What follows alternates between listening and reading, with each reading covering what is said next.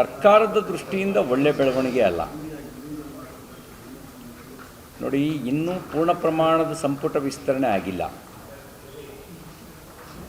ಕೆಲವು ಹಿರಿಯ ಸಚಿವರಿಗಷ್ಟೇ ಸ್ಥಾನಮಾನ ಕೊಟ್ಟಿದ್ದಾರೆ. ಹಿರಿಯ ಸಚಿವರಲ್ಲೇ ಅಸಮಾಧಾನ ಆದರೆ ಪೂರ್ಣ ಪ್ರಮಾಣದ ಸಚಿವ ಸಂಪುಟ ವಿಸ್ತರಣೆ ನಂತರ ಪರಿಣಾಮ ಏನಾಗ್ಬೋದು ಅನ್ನೋದು ಊಹೆ ಮಾಡ್ಕೋಬೋದು. ಇದು ಆಡಳಿತದ ಮೇಲೆ ಪರಿಣಾಮ ಬೀರುತ್ತೆ.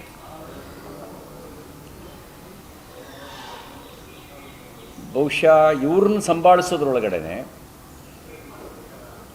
ಮುಖ್ಯಮಂತ್ರಿಗೆ ಬೇರೆ ಕೆಲಸ ಮಾಡೋಕ್ಕೆ ಸಮಯನೂ ಸಿಗಲ್ಲ,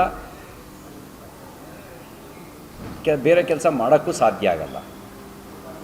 ಒಂದು ಕಡೆಗೆ ರಾಜ್ಯದ ಆರ್ಥಿಕ ಪರಿಸ್ಥಿತಿ ಹದಗೆಟ್ಟಿರೋದು. ಹಿಂದೆ ಸಿದ್ದರಾಮಯ್ಯನವ್ರು ಬಜೆಟ್ ಮಂಡಿಸಿದಾಗಲೇ 26-27ನೇ ಸಾಲಿಗೆ ಅಂದಾಜು 1,34,000 ಕೋಟಿ ರೂಪಾಯಿ ಸಾಲ ಮಾಡಬೇಕಾಗತ್ತೆ ಅಂತ ಅವರು ಬಜೆಟ್ ಮಂಡಿಸೋ ಸಂದರ್ಭದಲ್ಲಿ ಹೇಳಿದರು. ಅಂದರೆ ಕ್ಯಾಪಿಟಲ್ ಇನ್ವೆಸ್ಟ್ಮೆಂಟು ಮತ್ತು ಕಮಿಟೆಡ್ ಎಕ್ಸ್ಪೆಂಡಿಚರು ಎರಡೂ ಸೇರಿ 1,34,000 ಕೋಟಿ ರೂಪಾಯಿ ಹೊಸ ಸಾಲ ಈ ವರ್ಷಕ್ಕೆ ಅಂತ.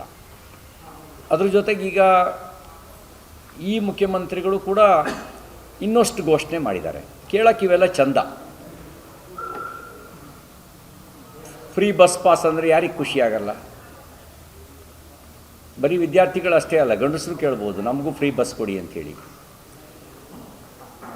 ಆದರೆ ಪರಿಸ್ಥಿತಿ ಇನ್ನಷ್ಟು ಸಾಲ ಮಾಡಬೇಕಾಗತ್ತೆ. ಇವ್ರ ಹತ್ರ ಏನು ಆದಾಯವನ್ನು ಸರಿದೂಗಿಸ್ಲಿಕ್ಕೆ ಬೇಕಾದ ರೀತಿಯ ಇನ್ಕಮ್ ಇಲ್ಲ, ವೆಚ್ಚವನ್ನು ಸರಿದೂಗಿಸ್ಲಿಕ್ಕೆ ಬೇಕಾದ ಇನ್ಕಮ್ ಇಲ್ಲ. ಅವಾಗೇನು ಮಾಡಬೇಕು? ಇವರು ಹೆಚ್ಚು ಸಾಲ ಮಾಡಬೇಕು, ಇಲ್ಲ ಇನ್ನಷ್ಟು ತೆರಿಗೆ ಹೇರಬೇಕು. ತೆರಿಗೆ ಹೇರಿದರೂ ಜನಸಾಮಾನ್ಯನಿಗೆ ಹೊರೆ. ಹೆಚ್ಚು ಸಾಲ ಮಾಡಿದ್ರೆ ರಾಜ್ಯ ಸಾಲದ ಸುಳಿಯೊಳಗೆ ಈಗಾಗಲೇ ಸಿಗಾಕ್ಕೊಂಡಿದೆ. ಆ ಸಾಲದ ಸುಳಿಯಿಂದ ಹೊರಗೆ ಬರೋಕ್ಕಾಗದೇ ಇರುವಂಥ ಪರಿಸ್ಥಿತಿಗೆ ತಲುಪಿಬಿಡುತ್ತೆ. ಇಂಥ ಸವಾಲುಗಳ ನಡುವೆ ಕ್ಯಾಬಿನೆಟ್ನ ಸಂಪುಟದ ಸಂಕಷ್ಟವನ್ನು ಸರಿದೂಗಿಸುವಂಥ ಸವಾಲಿದೆ. ಹೇಗೆ ನಿಭಾಯಿಸ್ತಾರೋ ನೋಡೋಣ. ಮಾನ್ಯ ಮುಖ್ಯಮಂತ್ರಿ ಶಿವಕುಮಾರ್ ಅವರು ಅನುಭವಿಗಳೇನೋ ಹೌದು, ಅವ್ರದ್ದು ವಾಸ್ಟ್ ಎಕ್ಸ್ಪೀರಿಯನ್ಸ್ ಇದೆ.